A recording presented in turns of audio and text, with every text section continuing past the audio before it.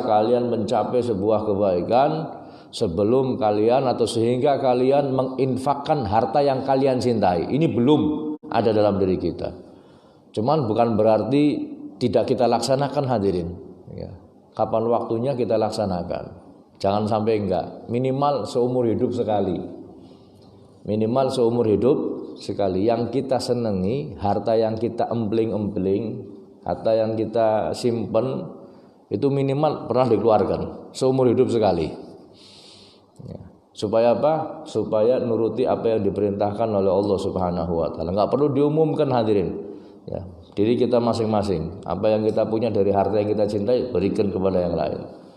Maka insya Allah kita akan mendapatkan kebaikan yang berlimpah di dunia maupun di akhirat. Allahumma amin. Jadilah orang yang punya sifat dermawan atau as-sakhi, atau al-jud, atau al-karim. Jangan jadi orang bakhil. Tahu bakhil ya? Bakhil ini menahan hartanya untuk tidak dikeluarkan. Namanya apa? Bakhil. Baik yang wajib dikeluarkan ataupun yang sunnah untuk dikeluarkan, hadirin. Dampak negatifnya orang bakhil itu sampai pada makanannya pun ketika dimakan bawa penyakit, hadirin.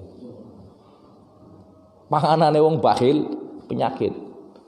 Makanya ulama itu wanti-wanti kalau diundang makan sama orang bakhil jangan datang. Kenapa? Penyakit dipangan, hadirin. Penyakit makan. Jadi pernah satu ketika, hadirin, Imam Syafi'i itu berkunjung kepada Imam Ahmad bin Hanbal, muridnya. Imam Ahmad bin Hanbal, hadirin, ini punya seorang putri.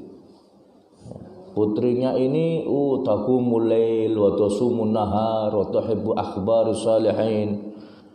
Ini putrinya ahli ibadah dan senang dengan orang-orang alim, senang dengan orang-orang soleh. Ini kejadian nyata ini.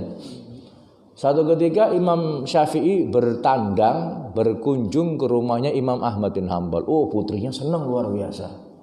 Ini abah saya sering menceritakan Imam Syafi'i demikian, Imam Syafi'i demikian. Senang. Ya, walaupun nggak bisa ketemu langsung, tapi putrinya Imam Ahmad bin Hanbal itu benar-benar mengawasi gerak-geriknya Imam Syafi'i dari mulai datang sampai pulang. Sampai pada satu malam, ya, ketika disuguhkan makanan, ya, Imam Syafi'i makan dengan lahap dan banyak, hadirin. Makan akeh. Yang kedua, malam harinya, ya, Imam Syafi'i ini enggak bangun malam. Yang ketiga, Imam Syafi'i dilihat sama putrinya dititeni. Ketika sholat subuh kok enggak ambil air wudhu, langsung sholat.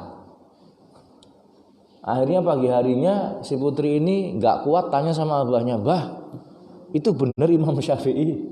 "Benar." "Ini mangannya dobal, Bah." "Akhirnya nemen mangan." Kayaknya bukan ulama ini. Kayaknya bukan orang soleh ini, makanya banyak sekali. Yang kedua, kok malam hari nggak bangun malam? Yang ketiga, saya melihat keanehan lagi, dia sholat subuh, nggak ke kamar mandi dulu, dari kamar langsung sholat subuh. Akhirnya bapaknya kan bingung, kayaknya menjawabnya apa nyong orang ngerti. Akhirnya dia tanya kepada Imam Syafi'i, ditanyakan, Imam Syafi'i, saya ada unek-unek.